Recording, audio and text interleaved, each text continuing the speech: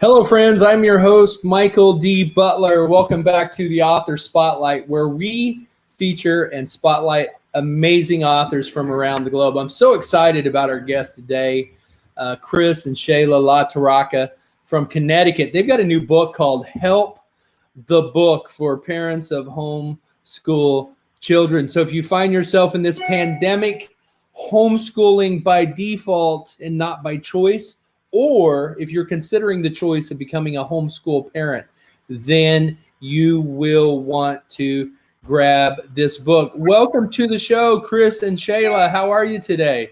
We are great, Michael. Thank you. Yes, thanks for having us, Michael.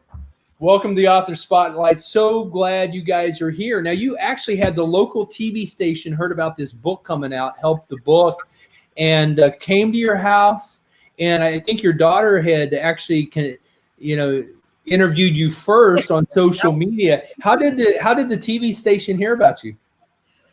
Well, we had connected. There was a homeschool group in one of the towns close by who had posted out on a Facebook group that we follow for homeschoolers, asking if there were any veteran homeschoolers who'd be willing to come and talk to a group. So we went and we chatted with them on a Sunday evening just at a park.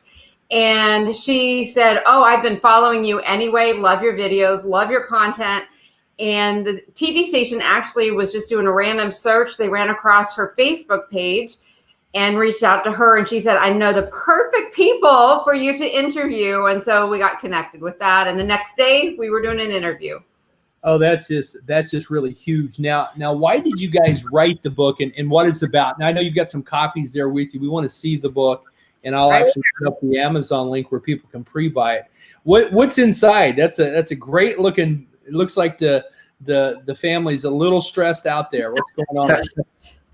Well, that's how we felt before, and we know that a lot of potential homeschooling families just get crazed with the overwhelm of everything. And even once you become a homeschooling family, it's still, you have your moments of awful.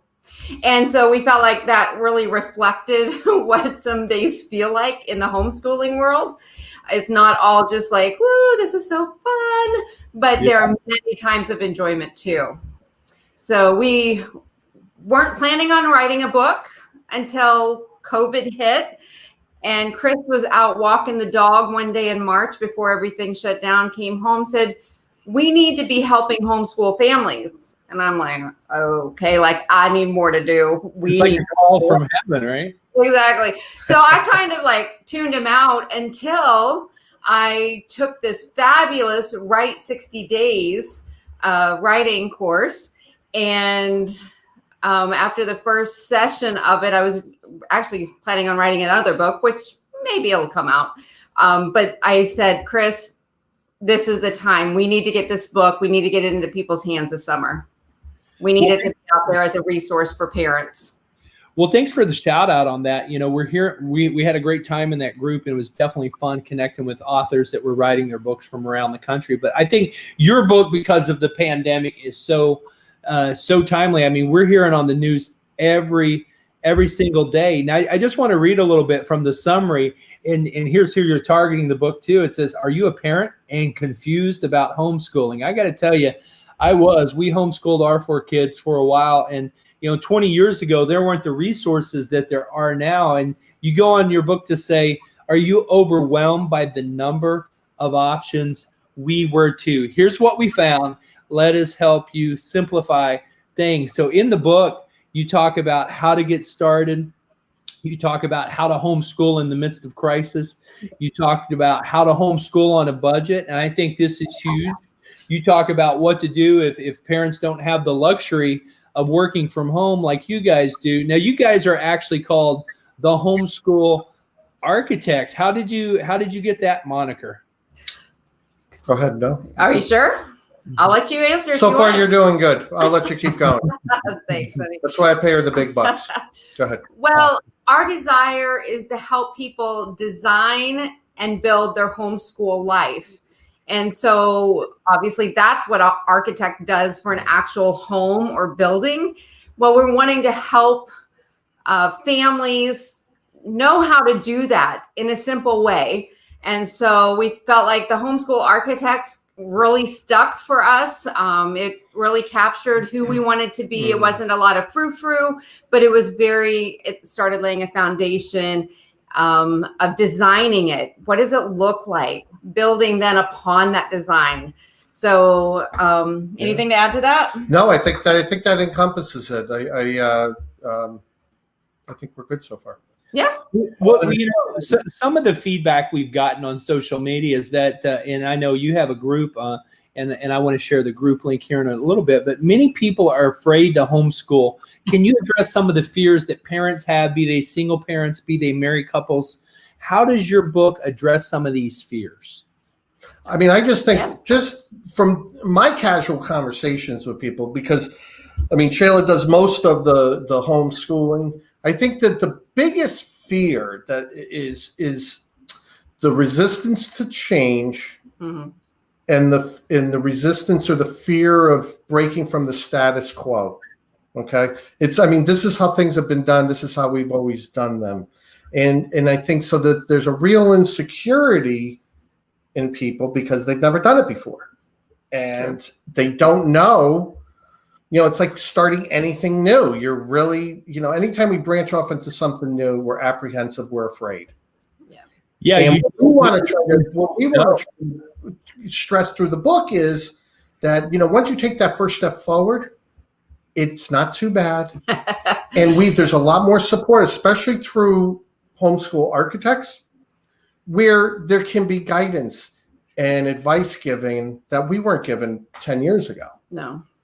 There was no simple book out there like Help the Book. There was a lot of overwhelm out there because there's the curriculum options. So that was very scary. Where do we even begin? Yeah, we've talked to parents who just are like, I just don't know that I can do it. But we've also talked to a single parent who's having to bring in an income, and she's chosen to homeschool her 2 kids, and she's doing it. She's figured out a way to make it happen. Mm-hmm. But a lot of people get stuck in the mindset, it's got to be from 9 to 3.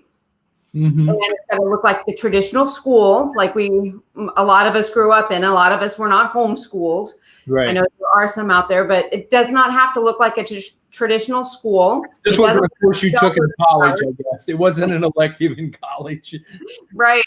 And so it doesn't have to be as lengthy as people make it out to be. I mean, when you go the traditional route, a lot of what is happening in schools is a lot of fluff time, getting from this class to this class, having recess, going to lunch. Oh, we got to have bathroom breaks. Now you add in COVID. Now you've got other issues. And so when you only have a handful of students with you and you can make short, very focused lessons, we're done in like 2 or 3 hours a day.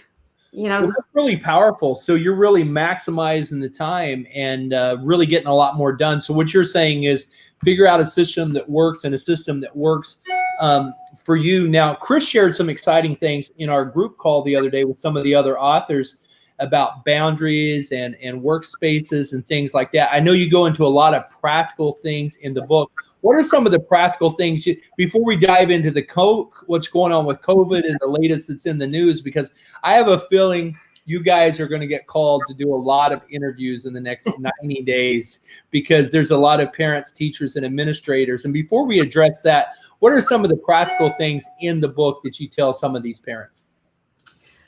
Well, you don't have to have a dedicated homeschool space. I know that can be depending on the size of your home, what stage in life you are. A lot of people think, oh, I have to have this classroom set up. I don't have that. We're dining room table people. We're on the couch people. We're read up on your bed people. So having a dedicated space is not necessary.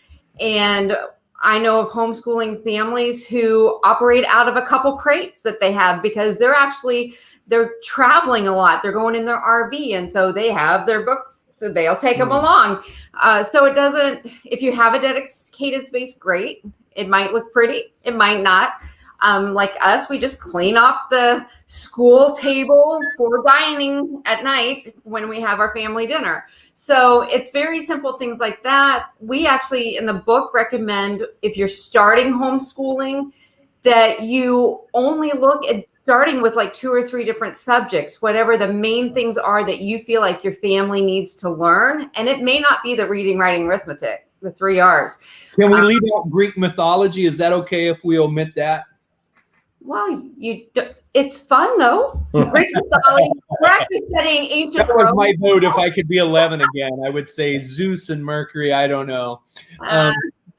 Okay, so how much do you listen to your kids and feedback? And then, by the way, how many kids do you have for the sake of our audience? And how much feedback do you let them give you? Oh, wow. You can talk about the kids. Well, I can talk about that. We have 4 kids. I have 2 older kids from my first marriage, 22 and 20. They are not homeschooled. And then we have a 12-year-old and 9-year-old that Shala and I have here. And in terms, that's a really good question, Michael, is about feedback from the kids. Because I think that's one of the things that's lacking in our school setting is listening to the kids' issues and questions and concerns. I think that's a really good point. And just now I'm thinking about that going, that's actually one of the real strengths of homeschooling. Yes. And Shala can address it obviously more than I can because she deals more with it. But because she spends a lot of time with them, you can probably very easily identify things that are going maybe in a direction that's not suited for one kid, that's making one kid unhappy, or one area where the kid is excelling. Yeah. And yeah, do you want to kind of bring that up? That's a really good question. It makes me think about one portion of a chapter in the book where we talk about being a student of your child. Yes. And we talk about different things from what is your child's learning language? We all have, just like English is my first language, well, pretty much my only language. I know a little bit of Spanish, un poquito. I know a little bit of Italian, like ciao and pasta, but a little French, But those are crucial. Yeah, but if you're going to try and talk to me in those languages, for the most part, I'm not going to understand you. We're not going to be able to very well communicate. We can do a lot of hand signals, and that will help. But overall, it's not going to, the message is going to get lost in translation. And the same is with our learning languages. So our daughter is a reader-writer, and that's very conducive to teaching in the traditional classroom way. Our son is a kinesthetic hands-on learner, which actually is the way I am for the most part. I mean, it's my dominant. Everybody has like a mixture, but it's harder for me to teach him because that's not what was modeled for me in the classroom. Gotcha. So being a student of our children and learning, and it takes time. It's not something that you know before you start preschool and kindergarten. How long have you guys been homeschooling now? We've been homeschooling for almost 10 years, and I'm just now figuring this out because nobody really talks about this part, about, teaching in a way. We just tend to teach in the way that we've been taught, but that may not be the best way for our children to learn. So just being a student of our child and listening, like he said, to feedback.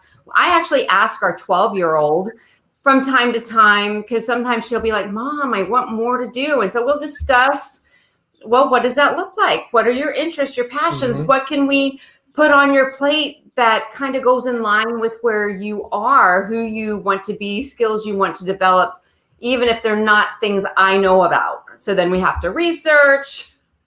Now, what would you guys say? What do you wish you knew 10 years ago when you started? What would you wish you had if you could do it over again? Wow, that's loaded, Michael. I would say nobody told us it could be simple. Nobody told us that it doesn't have to be hard. It doesn't have to be set up like the traditional classroom. It can be very simple. When I started talking to people 10 years ago, maybe a little over that, they were talking about all the curriculum choices, all the options out there. Some would buy a pre-boxed set of curriculum. Some would pick and choose based on the publisher, and they felt like this publisher was best with science and this was best with history. And I thought, there's no way I can homeschool. I have Yeah, no. it was overwhelming. I can remember going to those homeschool conferences with my wife, and when our kids were young, and it was really who was marketing the most, who had the biggest marketing budget, is normally what you ended up spending your money on. And I do want you to talk about. You talk about some funny stories in the book. So, Help the Book is it's a guide to help you design and build your homeschool life. It's available now on Amazon. Hold it up here so people can recognize when they come to it on Amazon. Help the Book, Hope for Educating Life-Giving People. I love that. I think it's so powerful. We spend more on education in this country, United States of America, in the NEA, National Education Association, is the largest lobby in the world. What are some of these funny stories in the book that's going to make people love reading it? Well, I don't know that this is really, well, I guess it kind of is a funny story. It's more of an interesting, like, oh my goodness, they actually took to heart what we were reading. So we were reading a few years ago, before, it has to be at least 5 years ago, because we were in a different house, can see the kids in the hallway after our reading. So we were reading about the brave 300 with King Leonidas in the Battle of Thermopylae, and how they were coming up against the Persian army of greater magnitude than them. They only had 300 men, but they stood their ground. And so later that day, during their free playtime, overhearing some stuff going on, kind of like peeking around. They don't even know we're watching. I think Chris was there that day too. And they are actually acting out the Brave 300. They have King Leonidas, and the other kid is part of the army. And they have just been encouraged that even though they didn't win the battle, they knew that it took courage to stand their ground. And it was just so exciting to see them take. Yeah. And then now they're playing that out as part of their playtime. It was really cool. Yeah. Well, that's got to make you feel good as parents, because here they are. You're unlocking their inner creativity, their inner genius. I want you to talk about COVID, because we were sharing this stat together online the other day that up to 33% of parents are going to be forced to homeschool. These are parents that were public school the last number of years. How are you positioning, pivoting, responding to COVID? You've kind of got a 10-year head start. What do you say to parents, teachers, and administrators now? Because I would imagine people are going to be beating a path to your door and wanting to get your book. Chris? I think one of the first things we have to recognize that the things being put into place or are proposed to be put into place, to me, are just absolutely insane. I think teachers, parents, administrators, politicians would all agree that the social distancing requirements, the methods of teaching in the schools, are going to be impossible to do. The mix of potentially in school and then also remote learning all at the same time, like 2 days and 3 days. And so none of this makes any sense. It doesn't you cannot keep children 6 feet apart. You cannot keep masks on them. You cannot keep things fairly, all these things. So that's going to eventually drive people to another direction. Well, and hopefully that's exactly right. I think, hey, there's a coffee mug you guys are sporting over there that I want to get. I've got my Dolly mug, and this Help the Book coffee mug. Maybe your publisher can get one of these. This would be cool and great. Can I buy one of these off your website yet? How do I buy mine? We are actually just getting them on there within the next week or two. We have a book tote that's on there right now. We're still working on the e-commerce side, but they will be available very soon. But it says frazzled because that's how I even feel now on some days. And it says at the bottom, this is kind of our mantra: pause, breathe, reflect, and then proceed. So it encourages us. It's very powerful. I think the stats have been out for years, and the NEA chooses to ignore them somewhat. That homeschool kids are more prepared for college. They're more prepared for life. They do better. And when my son, my number 3 son, he's a 10-year cancer survivor now. He had to make up a year of school, and his 7th grade year and our 8th grade year, and so he spent about 6 months homeschooling. We homeschooled him at home on the internet. And it was like in 2 hours, he pretty much tackled a whole day and did some extracurricular research on his own. And it was like we were able to really exploit his strengths and really deep dive into what he was passionate about, which had this residual profound effect. What do you see as the future now? I mean, as COVID comes back, are you guys going to be, as COVID goes away and normalcy comes back, hopefully soon, will you guys be speaking at some of these homeschool conventions, conferences, things like that? How do people get a hold of you that want to interview you and maybe consult with you? And can parents hire you for like an hour or two or do you have some resources or some webinars you can tell us about for somebody that's stuck? Absolutely. We have a few things going on. Yes, we do want to be on stages once COVID, once that's enough under control to where it opens up some of these more get together homeschool conventions. We do plan on being on stages there. As far as finding us, you can go to helpthebook.com. Through the end of August, we are actually having a COVID special on our consulting. So if you are needing some direction to get you started, an hour is usually $100. It has some pre-work that I go into, so I understand who you are coming into it. It has some post stuff that I will actually pull some things based on what we've talked about during that hour and get that into your hands so that you are successful on the launch of your homeschooling journey. And then it's also an hour of our time together via Zoom, Skype, FaceTime, whatever works for you. So we have that special going on through the end of August, 50% off of that first hour initial consultation. So we have that. There was something else you asked that I'm trying to remember what my answer was going to be. You asked about something else on the site. Well, if people can buy some of your swag, I noticed you've got some tumblers coming out. You got coffee mugs. You got swag. It's got to be cool because, you know, I got to say my dad, I was fortunate enough. I graduated small town, Oklahoma, and my dad was president of the school board. So my senior year, there were about 95 of my classmates. We walked across the stage. My dad handed us the diploma as the superintendent, read our names, and shook our hands and said, "God bless you." And so it was kind of cool. I had that personal touch. And I always think it's really cool because you see the homeschool parents and you see the homeschool kids having this bond that's going to last a lifetime. Yeah. And the thing about that, when you put your kids in public school and you know, you just have this extra special bond because you spent an extra lifetime together, you know, and if I could do it all over again, I would homeschool them through their senior year. And we only did it for a short time when they were younger. But I want to applaud you on what you're doing. I can see a lot of public school teachers transitioning. They're doing a lot of hybrid things like co-ops and different things. But I would imagine that when people go to helpthebook.com, they can access your resources. They can schedule a consultation or a Zoom with you. I just want to say thank you so much. Beyond Publishing is really proud to publish you and distribute you globally. And I think this book's going to have an impact globally and not just in the U.S. Have you looked into the international markets and what's going on with homeschool movement globally? I mean, I've done, a little bit. I mean, we're blessed so far in the country to still have lots of opportunity. Globally, there's a lot of restrictions, in a lot of places. There are some countries like England that do have somewhat of a homeschool environment, population, but really it's here in the USA that I would say 95% of homeschooling goes on.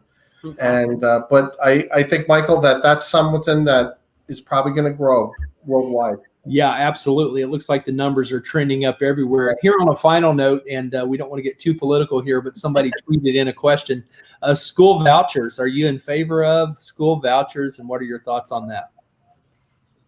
My opinion, he can give his and I'll give mine if it's different. Okay. I personally think that there's a lot of tax dollars going into the system, and I do believe that vouchers can be a very effective way to use tax dollars to give people a better opportunity into a better school. So I am in favor of them, yes. My thought on that is I'm actually opposed to them. So because the more money that you are given by the government, the more strings are attached. And we as homeschoolers, especially where we are in Connecticut, there there's no government regulation, so we, the parents, don't have to abide by any standards that the government is giving us. But as soon as we accept tax dollars in the form of a voucher, then we have to give them more feedback. But then some would argue too, I mean, and that's a very good point. It differs state by state, but some would argue then that you're double taxed because you're still paying for your kids' public education, even though they're not capped on that, right?